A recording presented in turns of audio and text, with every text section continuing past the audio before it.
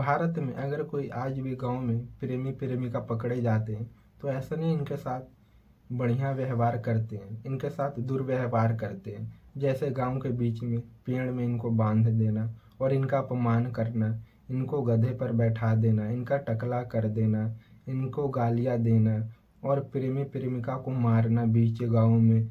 और ऐसा मानो कि ये बहुत बड़ा गुनाह कर दिया हो।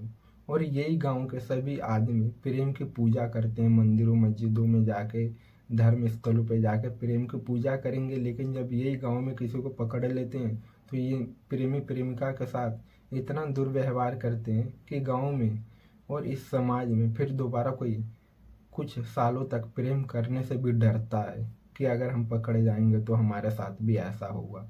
आज गांव में ऐसा हालत है, जबकि यही गांव कृष्ण राधा की प्रेम की पूजा करता है और बातें करता है। लेकिन जब इसी गांव में किसी प्रेमी प्रेमिका को पकड़ लें तो इनकी ऐसी हालत करते हैं कि कई सालों तक इस गांव में प्रेम का नाम से बच्चे डरते हैं। और इनका डरना भी जायज़ है, क्योंकि अगर कोई प्रेमी को मारेगा तो और कोई देखेगा तो यही समझेगा कि प्रेम एक गुनाह है, प्रेम एक पाप है, प्यार करना मतलब नीच काम है। तो इसलिए ये नीच काम कोई करना नहीं चाहेगा और ये ऐसा गांव में लगता है। लेकिन प्रेम से बड़ा पवित्र चीज़ इस दुनिया पर कुछ है नहीं। लेकिन इन्हें लगता है कि प्रेम से बड़ा अपवित्र चीज़ कोई नहीं है।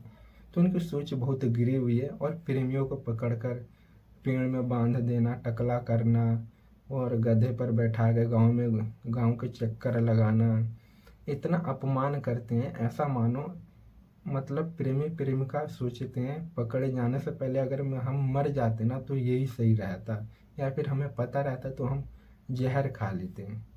लेकिन इनके साथ इतना दुर्व्यवहार करते हैं ये गांव समाज के लोग। और ऐसा अभी भी आज भी जारी है। यही समाज प्रेम की पूजा करेगा।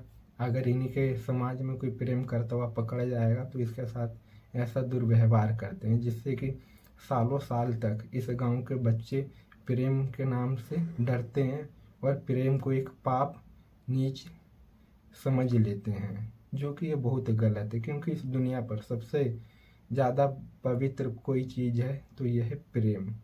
और तुम मेरी बात अभी तक इतने ध्यान से सुने इसके लिए धन्यवाद।